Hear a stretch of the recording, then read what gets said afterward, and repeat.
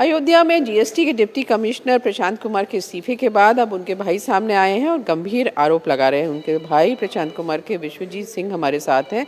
क्या कहना है आपका? मैडम, पहले तो आपको नमस्ते। मेरा कहना यह कि मैं प्रशांत कुमार सिंह का बड़ा भाई हूं। कल मुझे 3 बजे मीडिया के माध्यम से जानकारी हुई कि वो डिप्टी कमिश्नर अयोध्या के पद से उन्होंने इस्तीफा दे दिया है और जिस कथन को कह के वो इस्तीफा दे रहे हैं, कथन वह सही नहीं है, उसमें सत्यता कुछ और है। सत्यता यह है कि प्रशांत कुमार सिंह ने 27/10/2009 को सीएमओ मऊ को धोखा देते हुए नेत्र रोग की एक बीमारी मैकुलर डिजेनरेशन में दिव्यांग प्रमाण पत्र बनवाया। वह बीमारी ऐसी है जो कि 50 साल से कम की उम्र में पूरे वर्ल्ड में किसी को नहीं होती है। जिस एज में इनका प्रमाण पत्र बना है वो 31 साल में बन गया है। मुझे जानकारी 16/8/2021 को हुई तो मैंने प्रथम दृष्टया सीएमओ मऊ को कंप्लेन किया। सीएमओ मऊ ने हमारी बात को सुना और उनकी पत्रावली देखी। सीएमओ मऊ इस बात से संतुष्ट हुए कि हाँ, यह प्रमाण पत्र प्रथम दृष्टया संदिग्ध है। चूँकि मामला कान और आँख से संबंधित था, माननीय सुप्रीम कोर्ट का निर्देश है state of UP versus Ravindra Kumar Sharma, जिसमें माननीय सुप्रीम कोर्ट ने कहा है कि आँख और कान की विकलांगता का फिजिकल वेरिफिकेशन नहीं होगा, मेडिकल एग्जामिनेशन होगा। तो सीएमओ मऊ ने मेडिकल एग्जामिनेशन के लिए मेडिकल बोर्ड गठित किया। 2 बार बोर्ड गठित हुई, 28/9/21, 7/10/2021। दोनों बार प्रशांत कुमार सिंह हाजिर नहीं हुए। मैंने मुख्यमंत्री कार्यालय को कंप्लेन किया। मुख्यमंत्री कार्यालय से पुनः जांच गई सीएमओ मऊ को। सीएमओ मऊ ने 30/11/22 को प्रशांत कुमार सिंह के विभागाध्यक्ष वाणिज्य कर कमिश्नर को पत्र लिखा कि आप उनको मेडिकल के लिए भेजिए। वो मेडिकल बोर्ड के सामने हाजिर नहीं हुए। फिर मैंने सीएमओ मऊ कंप्लेन किया। सीएमओ मऊ ने बहुत त्वरित कार्रवाई की। 20/8/24 को और रिसेंटली अभी 19/12/25 को सीएमओ मऊ ने डीजी हेल्थ को पत्र लिखा है कि हम ये कार्रवाई कर चुके हैं, ये मेडिकल बोर्ड के सामने हाजिर नहीं हो रहा है, आप हमें निर्देश दें कि हम अगली कार्रवाई क्या करें। अब चूंकि 19/12/25 का जो लेटर सीएमओ मऊ ने भेजा है, इसके अकॉर्डिंग अभी डीजी हेल्थ कोई कार्रवाई नहीं कर रहे हैं। मैं आप मीडिया जनों के माध्यम से भी और माननीय मुख्यमंत्री से निवेदन करता हूं कि कम से कम जो जांच उनकी पेंडिंग है वो जांच हो जाए। वो इसी जांच की वजह से नौकरी छोड़ के भाग रहे हैं कि कल को जाँच हो जाएगी तो नौकरी भी जाएगी और रिकवरी भी होगी। नौकरी से निकल लेंगे तो न जांच होगी न रिकवरी होगी। उनका मूल उद्देश्य ये है। लेकिन बाकी तो अपने कथनों चाहे जो कहें, हम उसमें कुछ नहीं कर सकते।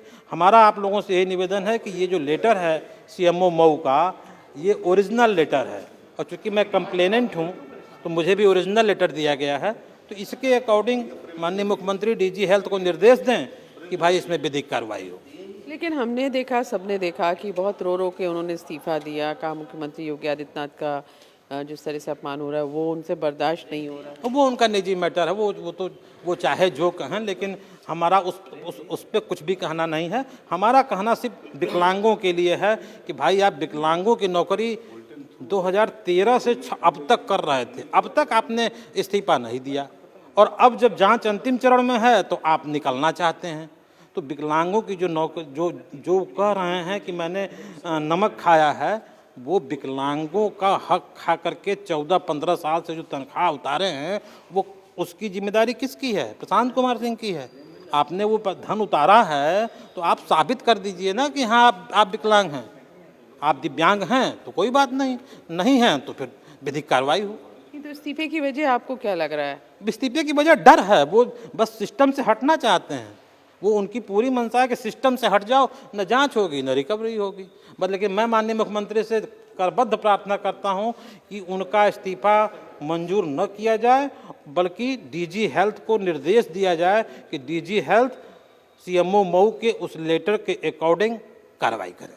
लेकिन जैसा आप कह रहे हैं कि ये जो दिव्यांग प्रमाण पत्र बना, ऐसी बीमारी जो नहीं हो सकती कम उम्र में, तो ये चीज़ तो जो जब सिलेक्शन हुआ होगा, जब प्रमाण पत्र लगाया होगा, उनको भी पता होगा। तो ये तो अब यही तो दिक्कत है कि ये इस बीमारी में जो प्रमाण पत्र बन गया है, ये तो बनाने वाले की और बनवाने वाले की दोनों की जिम्मेदारी है।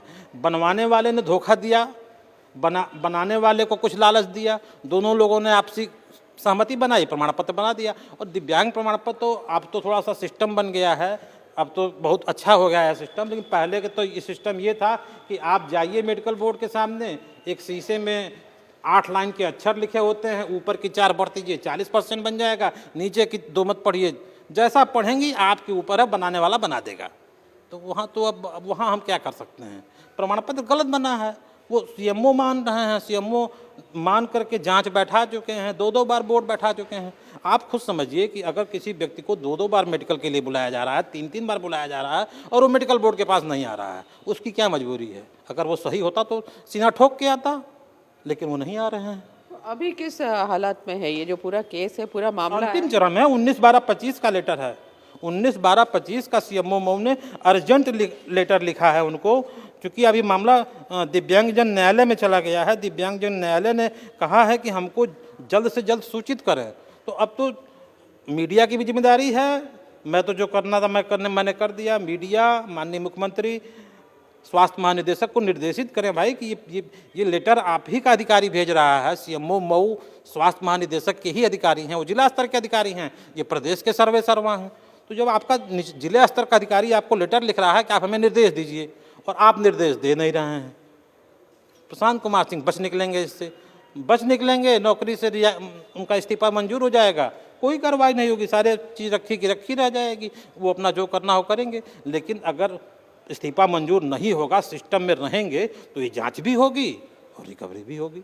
आपकी बहन भी तहसीलदार है? सेम प्रकरण है। बहन ने जो भाई ने किया उसी का अनुकरण बहन ने कर दिया। अरे भाई, आप जनरल कोटे से हैं, आपको जनरल कोटे में फाइट करिए। लेकिन भाई ने जो काम किया 27/10/2009 को, बहन ने वही काम किया 7/5/2013 को। Same CMO, same eye surgeon. जिस भी बीमारी का प्रमाण पत्र बनता है, एक उस विभाग का हेड होता है और एक सीएमओ होते हैं। Same CMO, same eye surgeon, दोनों ने बहन का बना दिया। बहन ने भी कोटे का लाभ उठाया। महिला थी, 30% का कोटा ऑलरेडी था, 4% और जुड़ गया, 34% का कोटा हो गया, सिलेक्शन हो गया, नौकरी कर रही हैं, तहसीलदार हैं हाटा में, कुशीनगर जनपद में। लेकिन कंप्लेन दोनों लोगों के साथ है और सीएमओ मऊ ने दोनों लोगों के लिए लिखा है। अब ये तो इस्तीफा दे दिए हैं, बहन जी हो सकता हो आजकल में दे दें। अच्छा, लेकिन ये जो सर्टिफिकेट है आप बता रहे 2009 का बना, तो आपने 2021 में क्यों इसकी शिकायत? अब सर्टिफिकेट बना 2009 का, सिलेक्शन इनका हुआ 2011 में, ज्वाइनिंग ये पाए 13 में। तो मुझे क्या जानकारी है कि भाई किसी हर आदमी तो ये थोड़े जान पाता है, जबकि मैं बड़ा भाई था, मुझे नहीं जानकारी हो पाई। लेकिन मुझे जिस दिन जानकारी हुई, मैंने उसी दिन, अभी रिसेंटली सुप्रीम कोर्ट का जजमेंट एक आया है 2024 का, मैं आपको जजमेंट का, बल्कि मैं चाहता हूं कि ज़रा, आपने बहुत अच्छा क्वेश्चन उठाया है, तो मैं मैं आपका रिप्लाई देना चाहता हूं उस जजमेंट के अकॉर्डिंग। ज़रा आप हमको 2 मिनट का समय दें। देखिए कितना अच्छा जजमेंट सुप्रीम कोर्ट ने दिया है।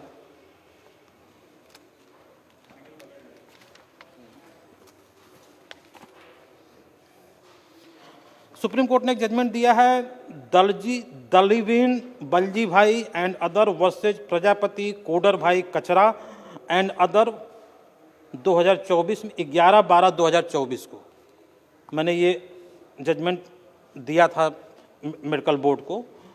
इस जजमेंट में सुप्रीम कोर्ट ने कहा है कि किसी व्यक्ति को किसी चीज़ की जब जानकारी हो जाए, तो वही तिथि प्रभावी मानी जाएगी।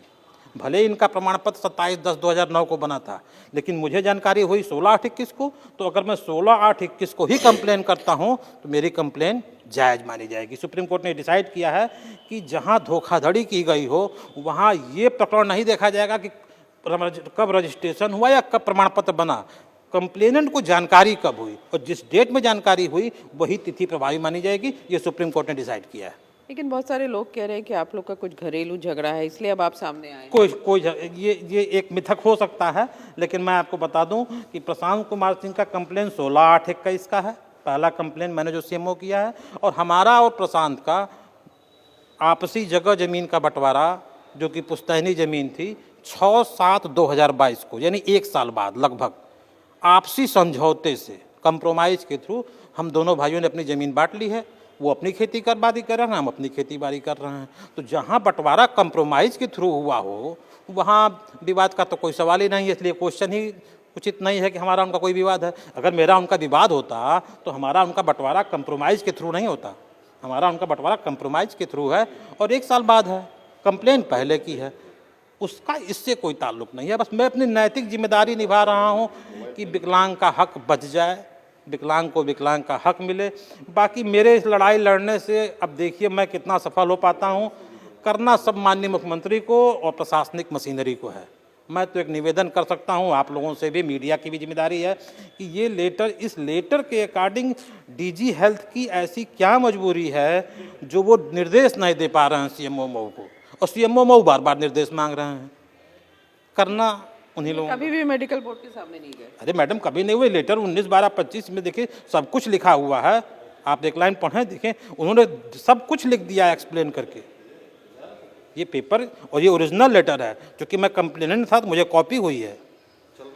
अच्छा, इनका सियासत से भी कुछ वास्ता रहा है? सियासत का क्या, चयन के पहले ये एक अमर सिंह जी का दल था, लोकमंच, उसके जिलाध्यक्ष हुआ करते थे। तो ठीक है, अब चयन के पहले आप कुछ भी करें कोई बात नहीं है, नौकरी छोड़ दें उसके बाद जो भी करना चाहें कोई बात नहीं है, लेकिन इसको जस्टिफाई करना जरूरी है। ये जस्टिफाई करिए कि आपने जो नौकरी पाई थी गलत प्रमाण पत्र के आधार पे, गलत प्रमाण पत्र के आधार पर नौकरी करके इतने दिनों तक तनख्वाह उतारा, वो किसी विकलांग का हक था। विकलांग का हक लेने का आपको कोई अधिकार नहीं है। आप मेडिकल बोर्ड को फेस करिए, आप सही होंगे तो सो फार सो गुड, नहीं सही होंगे तो जो विधिक कार्रवाई सरकार को करनी होगी सरकार करेगी। बहुत धन्यवाद हमसे बात करने का। तो भाई ने बड़ा चैलेंज दिया है प्रशांत कुमार को कि वो मेडिकल बोर्ड के सामने हाजिर हों, और अगर उनका जो विकलांग प्रमाण पत्र है वो सही होगा तो उनकी नौकरी करने में कोई दिक्कत नहीं, लेकिन अगर वो गलत हुआ तो उन्होंने जो इतने साल सैलरी ली है वो उनको वापस करनी चाहिए। कैमरामैन राजीव राय के साथ रुचि कुमार, इंडिया टीवी, लखनऊ।